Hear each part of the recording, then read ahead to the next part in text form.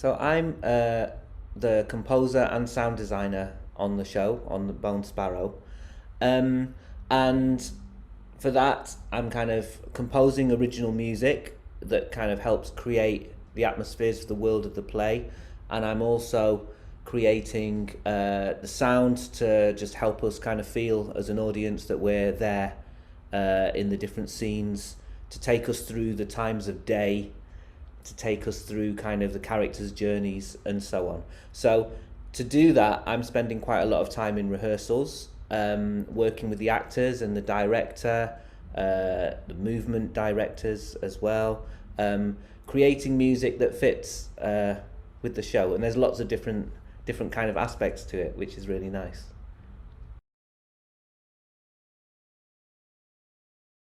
So with composition, it's about the music that's being created for the show, actual music, though that can also still incorporate sound.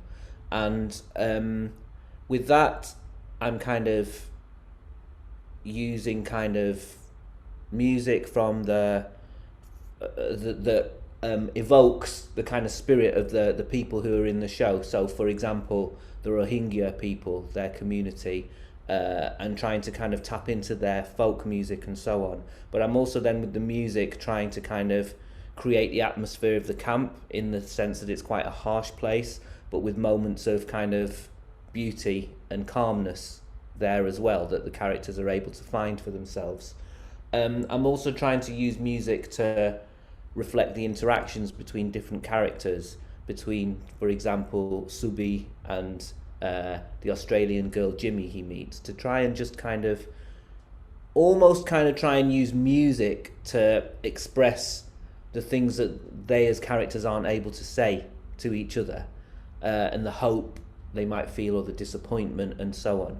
And then we use music to guide us and push us through. Sometimes we use music to, because there's many different scene changes, there's lots of kind of set moving things, so we sometimes music functions as a role. Its role is often to take you from scene to scene, perhaps to have commented on the scene that you've just had, but also to kind of push you forward into the next scene.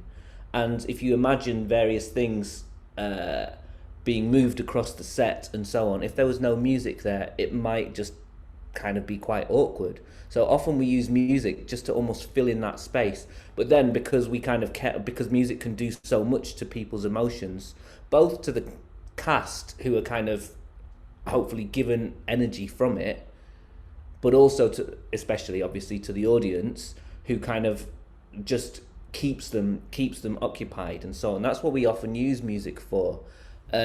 So those things like scene changes and transitions really can often help to push you along.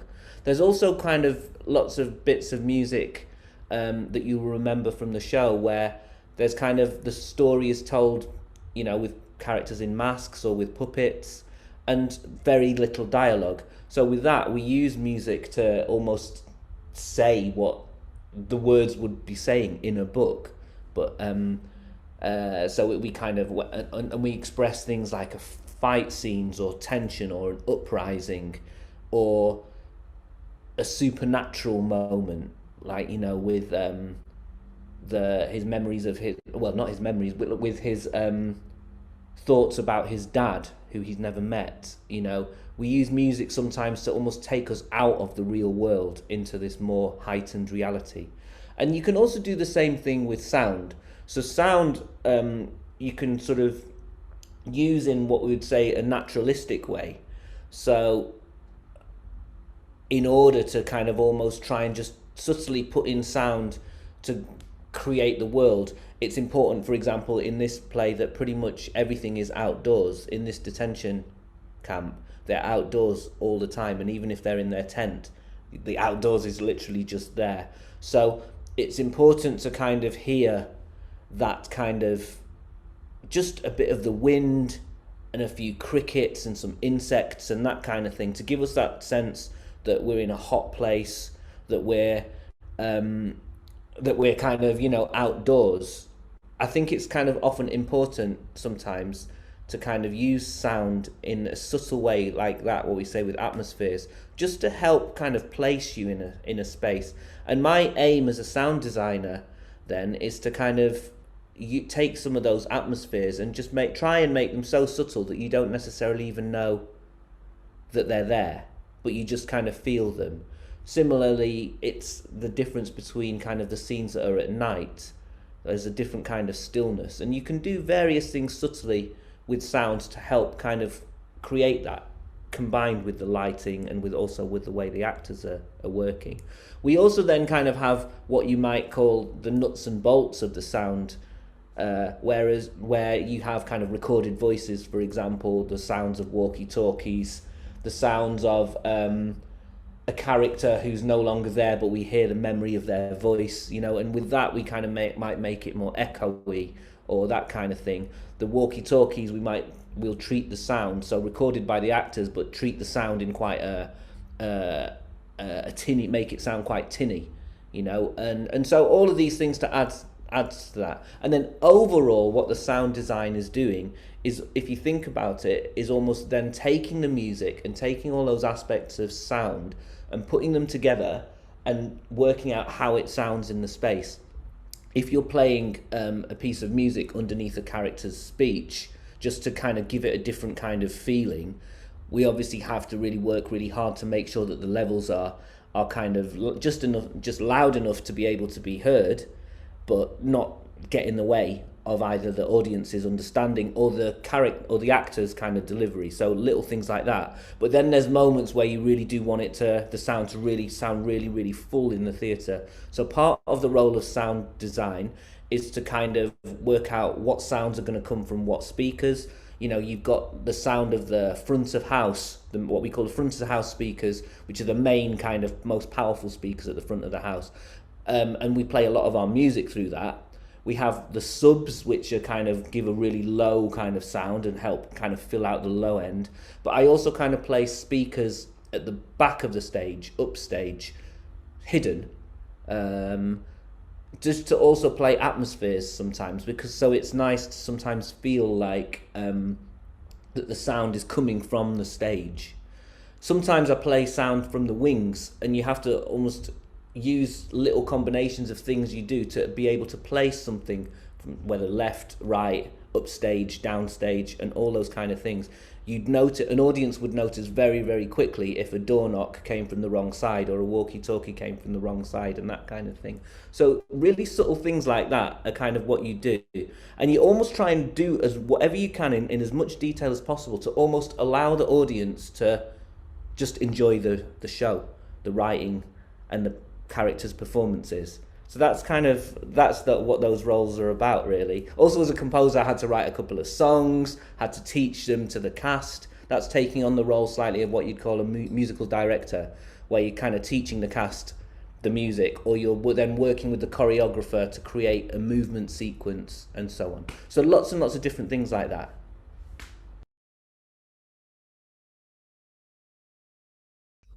So every production is different. So I'll talk about this one, The Bone Sparrow.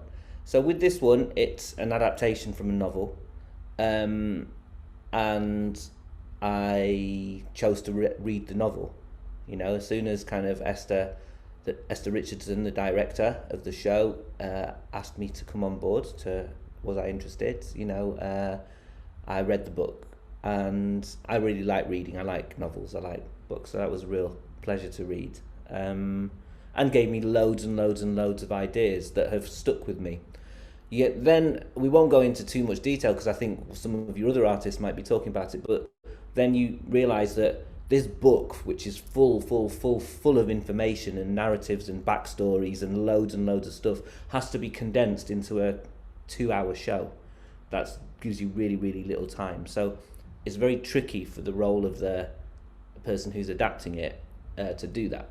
So anyway, I took my knowledge of the book and then read the script that was done, and I started having conversations with Esther about it, what she wanted the world of the play to be like, and I would often kind of make suggestions as well. So for me, I think kind of you start thinking about the fact that this is a community who have been, the Rohingya, who have been totally displaced. They've over, it's what we call almost a double, triple diaspora. So, you know, with partition in 1947, they were put in one place once the British left. They're sort of rooted in kind of what later became Bangladesh, but also around the border, which of Burma, and then found themselves on, as borders got drawn up, they just found themselves on what we might say the wrong side of the border, and then, you know, because of persecution and genocide that ended up happening, had to flee the country. You know, didn't almost felt they had no land.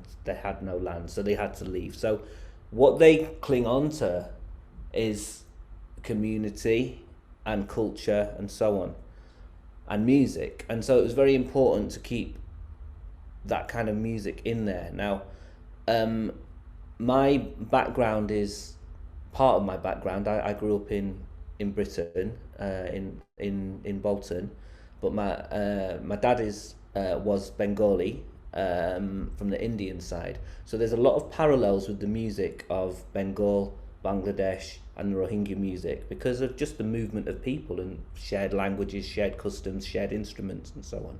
So I used a lot of kind of that style of music in the music I was composing. I used a folk guitar to play it on. I used kind of traditional South Asian percussion and so on, such as the tabla and the dholak, which are instruments that are used in Rohingya music. But I also kind of used elements of those rhythms. But then on the other hand, it's important to realise that we've got a whole other show. This isn't some traditional folk performance. It had to sound very, very contemporary as well. So I would use electronic music, loops, almost kind of inspired by dance music and by film scores and so on, to create these kind of loops and hypnotic bass lines and driving rhythms and that kind of thing. So part of the process for me was to be in the rehearsals, coming in knowing with a whole set of music made, because in the rehearsals you've got kind of 3 or 4 weeks to make stuff, and a lot of that has to come in the space, because you only when you're in the rehearsal room as a musician, I think, do you get to kind of hear what the energy and the atmosphere is of the production, what the actors sound like, the pace of it, the way people deliver lines. So you soak up a lot of that in the rehearsal room, especially underscoring, kind of listening to the actors reading their lines and playing little things underneath it, and the director might say, yeah, that's great, more of that or less of that or whatever. But I also kind of wanted to come in to this show with a lot of the stuff made, because I knew that the music was so complex. I needed to kind of come with stuff ready in there. So because there wouldn't necessarily be time to make it all. So I had to create stuff in advance. So to create stuff in advance, I suppose what I did was I read having read the book and read the play, and worked out where all the kind of transitions might be. It's clear from the script often when you go into a kind of more supernatural moment. So I knew that music might be more atmospheric or mystical. And so I used the kind of musical skills that I've developed over the years to think, well, how can I make something sound mystical? Maybe it's got to be quite slow and dreamy. There's a fight, a riot. I made that music in advance, so I could send it to the choreographer in advance, so they could, movement directors, so they could kind of almost get their idea of how it was going to work and so on. I also shared a lot of the music I'd made in advance with Esther, so she could give it the go-ahead. If she said it was totally wrong, then I'd be back to the drawing boards. Thankfully, she liked it. So often you're kind of bouncing ideas back and forth with people. And so when I knew that there was a fight scene, I created something that would support that kind of thing. And so some things develop in advance based on almost what you think is the right kind of music for that moment. And then something, maybe once you get in the rehearsal room, you might change it slightly. I made a kind of, there was something in the script that was a whole music sequence and a whole walking sequence and movement sequence, there was something in the script that was a whole kind of movement sequence and so on. So I made this whole extended 1 minute and a half piece of music for it. It turned out that we're literally then just taken from one scene straight to another. So I had to kind of change that. And so I used, sometimes if a transition is very, very short, I'd just use something just like one drum hit to pull you from one place to another. There's other times when you need to kind of let something settle a little bit. So these are all things that you work out during the rehearsal room, and later you work it out during technical rehearsal. So what we call the tech, which is kind of when you're then in the actual theatre space with all the technical stuff that you're using, the full use of lights and speakers and sound and everything like that. And you then also then continue to fine tune it, and you're discussing that with the director, with Esther, with the costume people, because there might be a quick change. You need to kind of, the actors might not have time to change. You need to create a little bit of extra music. You work things out with the lighting, so the music and lighting might start at the same time and fade out at the same time, so it's timed together. And then it all needs to be, with something like this is all recorded, so you're interacting with the stage manager and the operator of the show, so they know exactly when to cue a piece of music, for example, so it's all timed correctly. You also are then interacting with the actors, so they know that when something is coming, they might be kind of waiting. You don't want to keep them hanging on stage for the sound of a walkie-talkie, especially if it's like within a conversation. So all of these things are very, very detailed, and you just discuss it with people and you work it out with people. And actually that's why I like working in the theatre so much, because you've got a whole team of people, everybody with their different roles. And often I find that really, I work with really, really nice people who are really dedicated and to the work and really care about it, and also really good to be around. So if you enjoy spending time with people and collaborating, basically is the magic word, then it's a really good place to work, the theatre.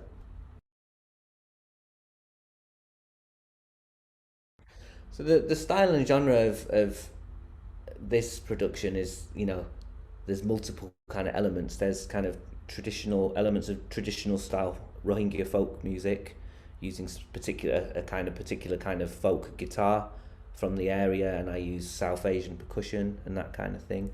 I also then use a lot of electronic beats and soundscapes that I create on Logic, the music software program, which is great for soundscapes and loops and beats and that kind of thing. A lot of that's kind of quite inspired by film music or ambient music or dance music. Those are the things that inspire me. But also elements of kind of rock and roll. I grew up listening to a lot of indie music and rock, and so often something like a band such as like The Cure, I think, like inspire me in lots of ways. So although you wouldn't say that the music in this show sounds like The Cure, a lot of the inspiration comes from the sort of way they might have worked in terms of how their drums might be, or how their bass lines might be, or the space in the music and stuff.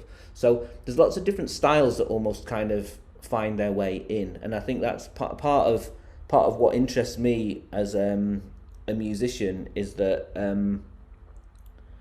I just really love music. I love lots and lots of different styles of music. So working in the theatre in this way gives me that kind of opportunity. Some of the music is almost like as I say, very ambient, really spaced out. Sometimes I use almost hardly any music at all. I might have the sound of the wind and the sound of some desert crickets with just as low kind of what we call a drone, repeated kind of pattern played quietly underneath it, or the sound of the sea. So I would almost, sometimes you could even describe the sound of the genre of some of it as almost like new age or ambient. So lots of different kind of styles creeping in there. And the instruments I used, so as I say, I used folk guitar. I worked with a vocalist on this one, a South Asian singer, because I felt it was really important to have like this human sound in there. I don't often work with vocalists, and so she was kind of singing in that kind of South Asian kind of style you might recognize, lots of long notes and certain kinds of melodies, and that really gives a real kind of raw human thing in there. When you use the human voice, it's really, really, really deep thing. You know, it's the ultimate music for me. So that was really beautiful to be able to use that female voice as part of the score.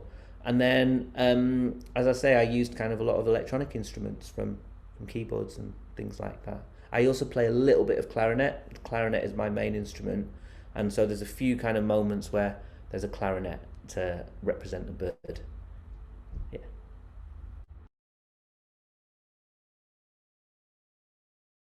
There's an example of how sound really and music really drives a particular scene. Um, Especially a scene with little dialogue in, but really needs to sound intense. So I'll one of the key scenes in the play is the uprising near the end and the riots, basically where uh, the members of the camp totally rise up and smash the place up, and you know it's as you'll have remember how intense it was. So with that, we have to create the illusion of a whole riot on stage with a company of 8 people. So a couple of security guards with riot shields, a couple of camp members, and so on. So the music and sound really has to almost create that. So part of the bed of that is this whole set of almost angry recorded voices that I have playing in there, yeah, that weave in and out. Now it's important that they're almost indiscernible. So I almost took a mix of kind of voices from different different riots and different uprisings and protests, and kind of just played with the sound of those. So they're just in there. But the main driving force of it is the rhythm of this one. It's like created over what is, you know, the drum and bass style rhythm, with this driving drum beat and the tabla playing, and then these vocals coming in. The vocals are almost quite pure, so it almost feels like these characters are really proud of who they are, and they're really fighting for something that they truly believe in, and that's what that music is supposed to do there, as well as then creating the huge energy and terror of the moment. So we choose a fast-paced music like drum and bass, and with a pounding drum and pounding bass lines, but then high-pitched kind of strings that kind of almost take you into this, give a load of tension as well. The great thing about using a genre like drum and bass, though, is that when you take away the drum sound, suddenly you're kind of in slow motion. And so we have moments, we have to cut between different things. We have to cut between a moment where people are throwing kind of handmade kind of petrol kind of oil petrol bombs, Molotov cocktails and that kind of thing, or smashing up fences, to kind of slow motion where someone's wandering through the camp looking for his sister, that kind of thing. Subby's looking for his sister. So we suddenly pull out the drums, and all of a sudden it just feels like you're in slow motion, and you've almost created that moment through having had the really fast drums. You pull them out, all of a sudden it's like time stands still, and then it's so exciting again when you, and there might be a little bit of dialogue then, so you drop the level, but then you crash back into it, and so on. And then what I think really adds to that, I say, is the female vocals that are singing through that. So if you think that you've got this really fast-paced drum driving you forward, but over the top there's this really pure vocal singing, it really, I think, represents kind of the idea of hope and people fighting for something that they believe in. So I think that's an element, that's a piece of music that I think really helps drive the scene. I think there's other moments as well. You know, there's moments such as the mask stories, you know, with the story within the story, where it's almost like a silent movie, where the music is telling you, expressing things about two characters falling in love, but then the kind of the terror of soldiers arriving and so on. But it's doing that in almost more of a fairy tale way, so it's a very different style of music. So those are kind of moments where music is used a lot as well.